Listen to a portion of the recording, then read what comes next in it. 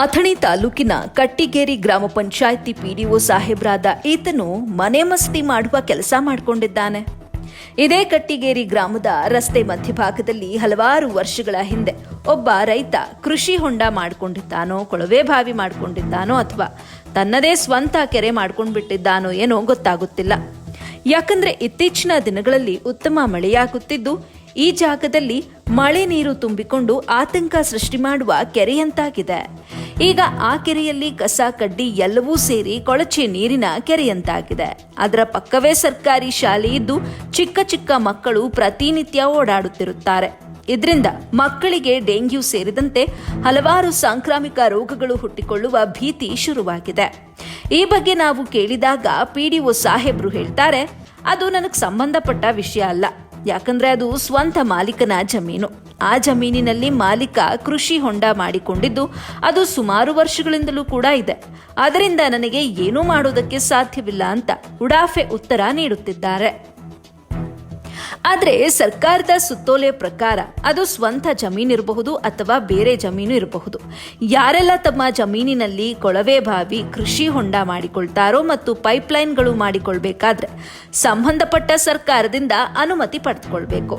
ಅಲ್ಲದೆ ಸರ್ಕಾರ ಮಾಡಿರೋ ಉಲ್ಲೇಖ ಏನಿದೆ ಅಂತ ಹೇಳಿದ್ರೆ, ಯಾರೋ ಒಬ್ಬ ಜಮೀನು ಮಾಲೀಕನಿಗೆ ಅಥವಾ ಮನೆ ಕಟ್ಟಡ ಮಾಲೀಕ ಇರಬಹುದು, ಜಮೀನಿನ ಮತ್ತು ಜಾಗದ 3 ಮೀಟರ್ ಅಂತರದಲ್ಲಿ ಮಾತ್ರ ಕೃಷಿ ಹೊಂಡವನ್ನ ಮಾಡಿಕೊಳ್ಬೇಕು. ಹೀಗೆ ಹಲವಾರು ಕೃಷಿ ಹೊಂಡ ಇರಬಹುದು, ಕೊಳವೆ ಬಾವಿ ಇರಬಹುದು, ಮನೆ ಕಟ್ಟಡಗಳು ಕೂಡ ಇರಬಹುದು, ಹಾಗೆ ಪೈಪ್ಲೈನ್ಗಳಿರಬಹುದು. 3 ಮೀಟರ್ಗೆ ಮಾತ್ರ ಆತ ಮಾಲೀಕ ಆಗಿರ್ತಾನೆ. ಅದಕ್ಕಿಂತ ಹೆಚ್ಚು ಅಥವಾ ಅಂಡರ್ ಗ್ರೌಂಡ್ ಪಾರ್ಕಿಂಗ್ ಏರಿಯಾ ಮಾಡಿಕೊಳ್ಬೇಕಾದ್ರೆ ಸಂಬಂಧಪಟ್ಟಂತ ಅಧಿಕಾರಿಗಳಿಂದ ಆತ ಪರ್ಮಿಷನ್ ತೆಗೆದುಕೊಳ್ಬೇಕು. ಯಾಕಂದ್ರೆ ಅದು ಸರ್ಕಾರಕ್ಕೆ ಸಂಬಂಧಪಟ್ಟ ಭೂಮಿಯಾಗಿರುತ್ತೆ. ಮೇಲ್ನೋಟಕ್ಕೆ ನೀವು ಹೇಗ್ ಬೇಕಾದ್ರೂ ಕಟ್ಟಡವನ್ನ ಕಟ್ಕೊಳ್ಬಹುದು. ಆದ್ರೆ ತಳಭಾಗದಲ್ಲಿ ಕಟ್ಕೊಳ್ಬೇಕಾದ್ರೆ ತಹಶೀಲ್ದಾರ್ ಅನುಮತಿ ಪಡೆದಿರಲೇಬೇಕು. ಸದ್ಯ ಈ ರೀತಿ ಸರ್ಕಾರದ ಸೂಚನೆ ಇದ್ದು ಅಥವಾ ಸುತ್ತೋಲೆ ಇದ್ದು, ಈಗ ಈ ಸುತ್ತೋಲೆಯ ವಿರುದ್ಧವಾಗಿ ನಡೆದುಕೊಂಡಂಥ ಮಾಲೀಕರ ವಿರುದ್ಧ ಸೂಕ್ತ ಕಾನೂನು ಕ್ರಮವನ್ನ ತೆಗೆದುಕೊಳ್ಳದೆ ಭಾಗ್ಯದ ಲಕ್ಷ್ಮಿ ಮನೆಗೆ ಬಾರಮ್ಮ ಅಂತ ಪಿಡಿಒ ಸಾಹೇಬ್ರು ಹೇಳುತ್ತಾ ಕೂತಿದ್ದಾರಂತೆ. ಅಲ್ಲಿ ಪ್ರತಿನಿತ್ಯ ಓಡಾಡುವ ವಾಹನ ಸವಾರರಿಗೆ ನಮ್ಮ ವರದಿಗಾರರು ಪ್ರಶ್ನೆ ಮಾಡಿದಾಗ ಅವರು ಹೀಗೆ ಹೇಳ್ತಾರೆ, ಪಿಡಿಒ ಸಾಹೇಬ ಹರಾಮಿ ಇದ್ದಾನೆ. ಆತ ಮಾಡಿದ ಈ ಅಧ್ವಾನದಿಂದ ವಾಹನ ಸವಾರರು ಇಲ್ಲಿ ಓಡಾಡಲು ಸಾಧ್ಯವಾಗ್ತಾ ಇಲ್ಲ.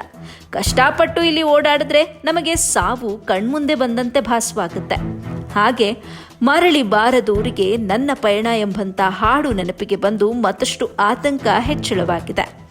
ಇನ್ಮುಂದಾದ್ರೂ ಇದಕ್ಕೆ ಸಂಬಂಧಪಟ್ಟ ಮೇಲಧಿಕಾರಿಗಳು ಕೂಡಲೇ ಪಿಡಿಒ ಮೇಲೆ ಕ್ರಮ ತೆಗೆದುಕೊಂಡು ಹಾಗೂ ಈ ರೀತಿ ಸಮಸ್ಯೆ ಸೃಷ್ಟಿಸಿದ ಜಮೀನಿನ ಮಾಲೀಕನ ವಿರುದ್ಧವೂ ಕೂಡ ಕಾನೂನು ಕ್ರಮವನ್ನ ತೆಗೆದುಕೊಳ್ತಾರೋ ಇಲ್ಲವೋ ಎಂಬುದನ್ನ ಕಾದು ನೋಡಬೇಕಾಗಿದೆ.